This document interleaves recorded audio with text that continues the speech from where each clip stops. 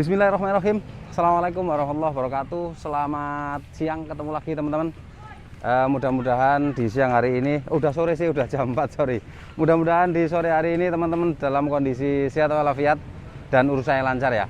Mungkin di hari Minggu yang cukup cerah ini ya, saya akan sedikit membahas ada 2 pertanyaan di TokTok yang nanti akan saya tampilkan juga. Ini pertanyaan pertama, kemudian ini pertanyaan kedua. Nah, di samping saya membahas 2 pertanyaan tersebut, di sini saya ingin menunjukkan kemarin ada video ini. Nah, ini videonya sekarang saya tampilkan ya.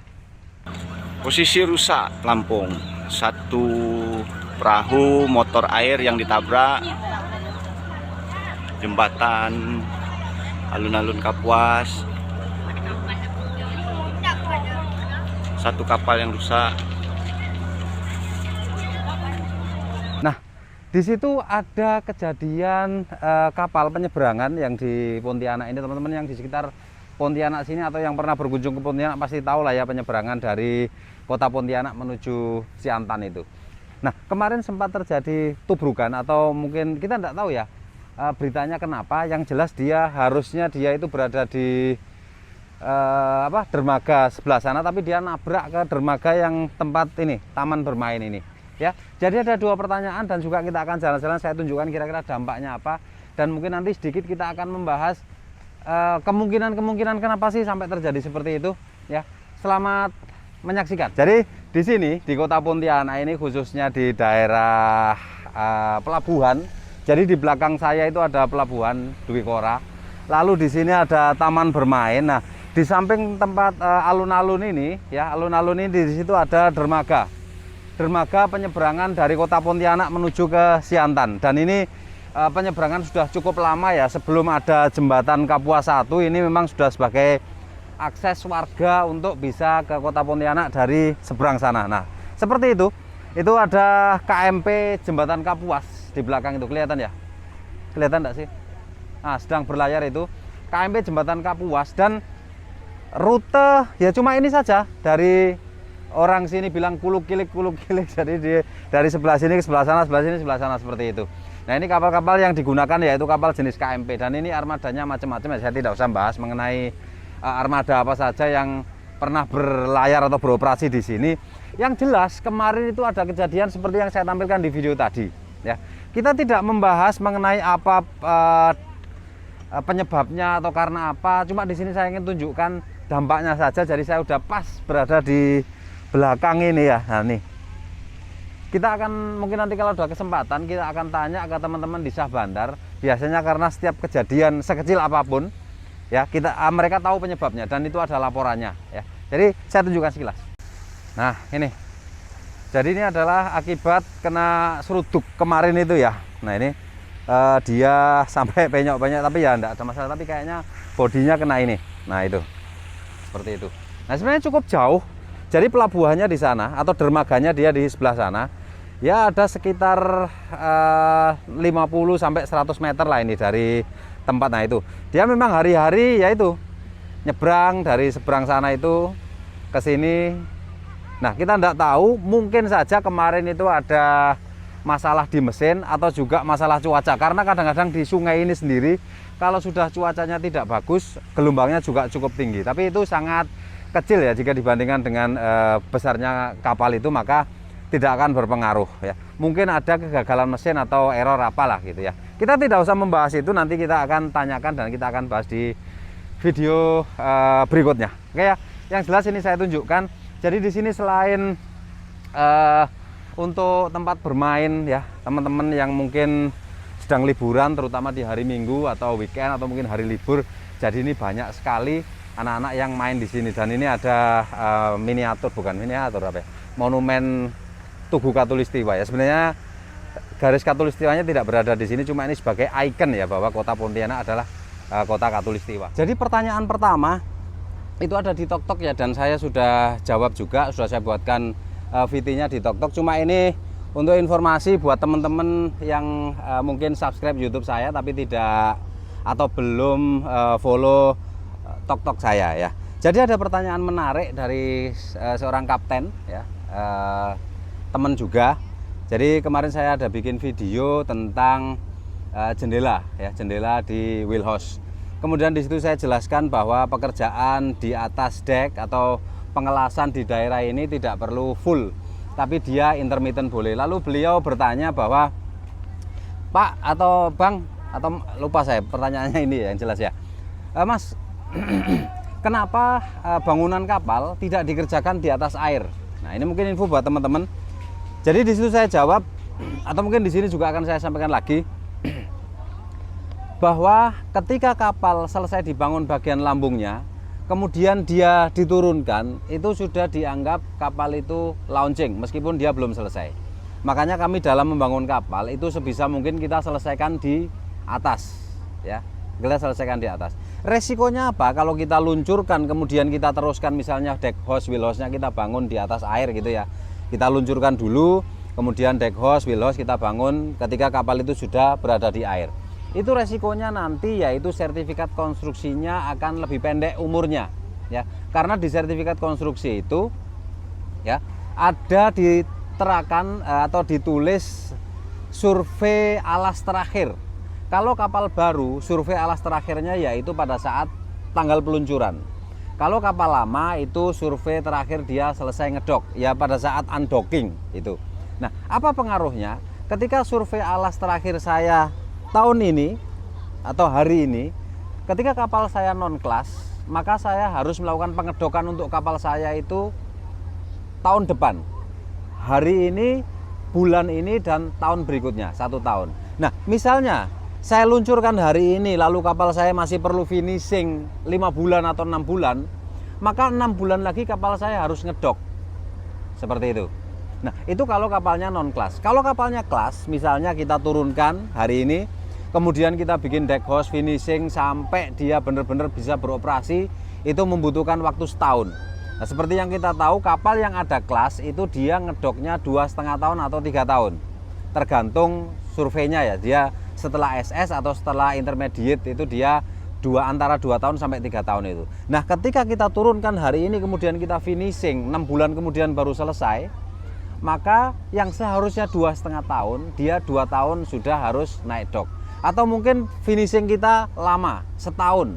Nah, maka seharusnya dia naik doknya 2,5 tahun kemudian. Karena kita udah luncurkan dan kita finishing selama setahun, maka 1,5 tahun lagi kapal kita harus ngedok. Sertifikat konstruksinya mengacu ke alas atau pemeriksaan alas terakhir, yaitu pada tanggal peluncuran dan pada tanggal undocking. Seperti itu, Mas. Itulah kenapa kalau kita membangun sebuah kapal diusahakan finishingnya, kalau sebisa mungkin finishingnya diselesaikan di darat gitu. Dan setelah launching itu diusahakan semaksimal mungkin secepatnya kita lakukan delivery, karena nanti akan berpengaruh. Dan ini ada juga ya, ada kasus saya satu kapal tugboat, pengukurannya itu bulan 2 tahun lalu ya, bulan 2 tahun lalu. Kemudian konstruksinya dia sudah diakui launching pada bulan 2 tahun 2022, maaf. Nah, sertifikat konstruksinya bulan ini baru selesai. Artinya apa? 3 bulan lagi dia harus naik dok. Padahal dia selama ini belum beroperasi. Diluncurkan, kemudian finishing, nambahi peralatan ini itu sampai hampir setahun. Dan kapalnya non kelas. Itu akan sangat merugikan pengusaha. Tapi ya aturan. Makanya itu tadi dalam membangun sebuah kapal atau menyelesaikan sebuah kapal, kita harus melihat waktu peluncuran itu dan jarak antara delivery dari peluncuran sebaiknya jangan terlalu lama ya. Itu untuk pertanyaan pertama. Oke, kita lanjut. Nah, banyak sekali kan warga yang nongkrong, ada yang jalan-jalan gitu ya. Nah, ini banyak yang nongkrong juga itu.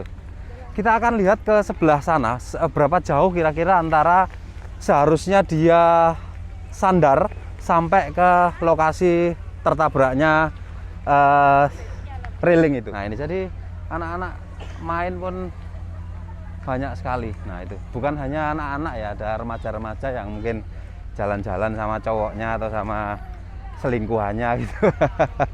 Itu, dan mereka yang berjualan dulu ini rame sekali ya, di dalam-dalam situ tuh banyak orang jualan. Cuma karena sekarang udah dilarang dan dipindah ke daerah Kota Baru sana, makanya yang berjualan menggunakan perahu. Nah, ini teman-teman bisa lihat. Jadi yang berjualan ini menggunakan perahu, dan ini warga, enggak tahu warga mana, tentunya kayaknya sih warga seberang ya, warga seberang di Siantan. Dan kalau kita membeli ya seperti ini, kita berada di samping lalu kita bertransaksi seperti itu. Kita beli minum dulu ya. Minumannya ada yang dingin ya? Ada yang dingin? Boleh? Air mineral 1? Ya. Yang dingin ada? Esnya pakai gelas, boleh? Oh, pakai es, enggak usah. Berapa? Berapa ini? 5.000. Sik. Bentar. Saya selama ini enggak tahu kalau kita boleh sampai ke sini-sini ya. Saya biasa cuma main di situ saja sama anak-anak. Saya enggak tahu kalau boleh sampai ke sini. Nah, ini. Ya, jadi kapal ini dia melayani penyeberangan dari dermaga sisi Kota Pontianak sampai ke dermaga yang berada di sisi Siantan sana. Nah, ini KMP Jembatan Kapuas. Dia sebenarnya RoRo ya, roll off roll on. Jadi tidak perlu muter begini, dia bisa maju mundur. Cuma secara operasional ya mereka yang lebih mengetahui. Aku ngos-ngosan rek, munggah semuanya yang ngos-ngosan. Oke, lalu pertanyaan berikutnya ini ya, Mas, saya mau tanya, legal gak sih kita mengskala gambar desain orang, lalu gambar tersebut kita pakai untuk bangun baru, cuma kita kurangin aja ukurannya atau dilebihkan ya. Ini mengenai desain kapal ya. Jadi saya sering sekali membuat gambar kapal dan dibeli oleh pemilik kapal untuk dibangun. Dan pada saat mereka negosiasi, itu selalu saya kasih informasi bahwa kalau kamu beli gambar saya ini, kemudian kamu bangun kapal hari ini atau tahun ini satu kapal, nanti di tahun berikutnya kamu bisa bangun kapal dengan gambar ini sampai mau bikin 100 kapal, 200 kapal, kamu tidak usah bayar lagi. Artinya kamu bisa pakai gambar saya itu mau bikin satu kapal, 2 kapal, 500 kapal, tidak ada masalah. Yang jelas nanti itu yang perlu kita lakukan yaitu di finalnya, perhitungan stabilitasnya. Karena mungkin ada kapal yang diakui sister, stabilitasnya bisa pakai draft survei segala macam, tapi ketika kapalmu kamu bangun melebihi lewat di tahun yang sama, ya kapal dikatakan sister itu ketika kapal itu dibangun yang pertama di galangan yang sama, kemudian di tahun yang sama dengan ukuran dan spek 100% sama, maka itu bisa dikatakan sebagai kapal sister. Terlebih dari koreksi lightship dan LCG ya, itu kita tidak bicara 100%. Nah, cuma untuk gambar tadi itu, karena kapal itu adalah bukan mass product, dan saya sebagai seorang desainer, saya tidak bisa mematenkan desain saya. Karena apa? Kalau paten, ya bisa saja saya patenkan, tapi ketika gambar saya hanya dirubah wheel house-nya, paten itu sudah tidak berlaku lagi. Misalnya dengan ukuran panjang 30 meter, lebar 9 meter, ya tinggi 4,5 meter gitu. Kemudian dengan bentuk deck house dan wheel house tertentu. Lalu pada saat kamu bangun kapal lagi, lalu menggunakan gambar saya, kamu pakai hanya bagian halnya dan deck house-nya serta wheel house-nya kamu ubah sedikit-sedikit, itu paten sudah tidak berlaku. Paten itu berlaku ketika kamu menggunakannya atau menjiplaknya 100%. Ketika kamu skala atau kamu rubah-rubah sedikit bentuknya, itu kalau menurut saya kayaknya sih sah-sah saja ya. Jadi gambar kapal, dan itu banyak sekali di negara kita. Bahkan di Pontianak sendiri ini ada satu galangan yang menggunakan gambar-gambar yang berasal dari desainnya Malaysia, USD. Saya waktu itu kerja di Malaysia, ada kenal di Singapura itu ada Canton Marine, kemudian Wärtsilä Ship Design, lalu di Malaysia sendiri ada desainer kapal namanya United Ship Design. Kapal-kapal yang dibangun di Pontianak, terutama jenis-jenis tugboat, itu banyak sekali menggunakan gambar-gambar desain dari United Ship Design itu, dan mereka panjangkan 1 meter, setengah meter, itu it's okay.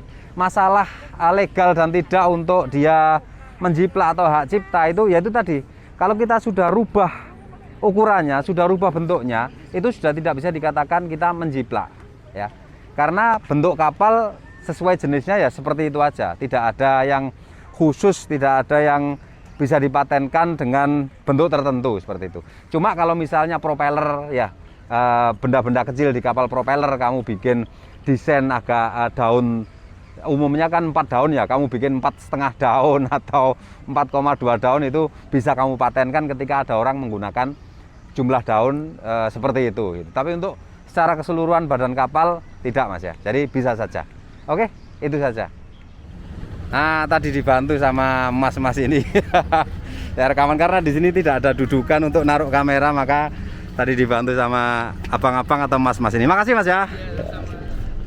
Sebenarnya saya ingin menambahkan mengenai gambar kapal tadi di kafe itu ya. Tadi saya habis dari kafe, cuma karena teman-teman mungkin tahu sendiri malam ini ada final Piala Dunia, makanya tidak ada tempat dan itu pun macet ya. Teman-teman bisa lihat. Nah itu, nggak tahu ini macet di sini, sudah macet ini kenapa ini ya. Oke lah, kita ikuti saja ya. Nah, mengenai gambar kapal yang ditanyakan tadi ya. Jadi kalau misalnya sampean ada rencana mau bikin kapal, lalu punya gambar yang sudah ada, yang pernah dibikin atau gambar kapal lama atau desainnya orang lain, itu sah-sah saja sih. Yang penting sampean mendapatkan desain itu dari yang seperti yang saya bilang tadi. Saya membuat desain, kemudian dibeli sama orang ya. Kebetulan misalnya kamu bekerja pada orang yang dulunya membeli desain saya, lalu sampean mau bangun kapal lagi yang sejenis ya, tentunya kamu bisa pakai gambar itu. Nah kalau misalnya kamu mau modifikasi sedikit-sedikit tidak ada masalah, yang penting kamu harus hitung ulang konstruksinya, stabilitasnya, segala macam harus dihitung ulang. Nah yang tidak boleh itu ketika suatu galangan yang tidak punya ahli di bidang desain kapal, kemudian dia ada gambar kapal, dia main skala ya, main fotokopi dibesarkan gitu, panjang, lebar, tinggi dibesarkan, itu yang sangat berbahaya ya. Karena apa? Karena pengaruh jika kita lebarkan, kita panjangkan, apalagi kita tinggikan, itu sangat berpengaruh ke stabilitasnya ya. Tentunya boleh. Jadi kalau kamu sebagai desainer kapal atau naval arsitek, tentunya kamu sudah tahu dasar-dasar kapal. Dan pada saat kuliah juga kita diajari tugas merancang kapal, yang mana pada saat kita membuat tugas merancang itu kita disuruh mencari 4 kapal pembanding. Artinya boleh nyontoh gitu ya, boleh nyontoh dan harus kita hitung ulang. Seperti itu aja tambahannya. Dan sorry ya, saya tambahkan sedikit di sini. Oke ya, mungkin hari ini itu saja. Dan kalian kalau ada pertanyaan silahkan tanyakan di kolom komentar. Dan misalnya ada tambahan-tambahan tentang apa yang saya sampaikan, selalu sampaikan ya. Jangan malu-malu, karena itu untuk belajar kita bersama. Dan ini tempatnya asik ya. Kalian kalau singgah di Pontianak bisa jalan-jalan di pelabuhan apa namanya, taman atau alun-alun kota Pontianak ini. Oke, itu saja video kali ini. Mudah-mudahan bermanfaat atau ya sedikit menghibur lah. Terima kasih. Assalamualaikum warahmatullahi wabarakatuh.